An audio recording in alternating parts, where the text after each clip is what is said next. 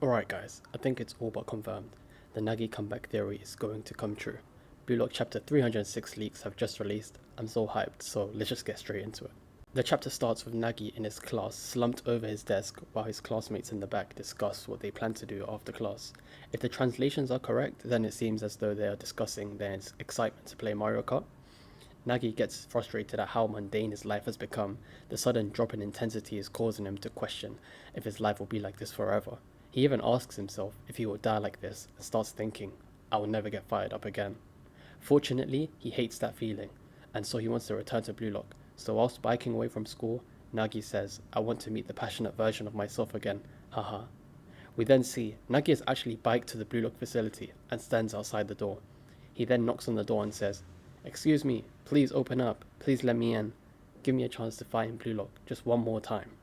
After some initial pleading, with no response, Nagi says he'll come back, and this is when we really begin to see his determination to get back into the Blue Lock project. Nagi comes back with a gigantic backpack, roughly half the size of him, and sets up camp right on the Blue Lock doorstep. The tent is constructed, and then Nagi returns to pleading at the Blue Lock gates. We then see Nagi experience the struggles of camping. He is then attacked by a beetle, and then his food is too spicy, so it becomes so bad to eat. Nagi begs to be let in some more, but eventually accepts that they won't let him in no matter what. He questions if he should contact one of the NEL survivors to see if they can connect him to Ego, but he thinks, who should he contact? The next part is interesting, as out of all people to talk to, Nagi thinks Rin is the best choice to contact in this type of situation, which is kind of funny if I think about it. He even considers Barrow next, but eventually settles on the most feasible option, Rail, of course. When he tries to contact him, he is met with the notification, this account does not accept any messages from you. To make things worse, we then hear Henri through the door, who tells Nagi this is private property. Nagi says, Huh? Miss Henri? Henri replies, Any further presence will be considered trespassing. I'll call the police. Please leave immediately. Nagi says, But then, suddenly, Henri interrupts Nagi's moment of hesitation and says, You are no longer connected to Blue Lock. You are an outsider. Nagi monologues to himself, Yeah, I guess so. What the hell am I doing? After saying all that, I ended up crying by myself. It hurts. So lame. Disgusting. Did I really think like, maybe if I ask, I'll get one more shot? You lost. You know that, right? It's already over for you. And on top of that, you're trying to rely on Rayo again? It's seriously disgusting. Everyone else has already moved on ahead. I know, but still. I don't want to understand. Only I. I'm the only one who can't change. I'm being left behind. So through this sad monologue, the weather changes to reflect the mood.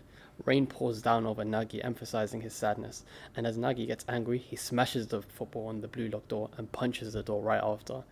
As Nagi falls into despair, he thinks, Time only stopped for me, whilst everything else moved on. Suddenly, the highlight of today's chapter appears. Barrett Sousa approaches behind Nagi and says, Hello, genius, and the chapter ends. Approaching the ultimate peak is this man, the JFU chairman. What he offers, is it the ultimate strategy or the temptation of the devil?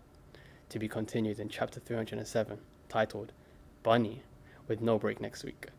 Now, just before we wrap up, I wanted to give some thoughts.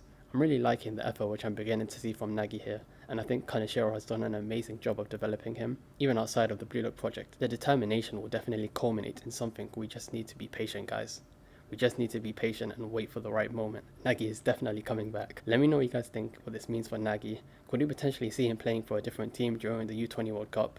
Drop your theories in the comments below. I'll be reading them all. Thanks for watching if you made it this far, and I'll see you in the next video. Peace.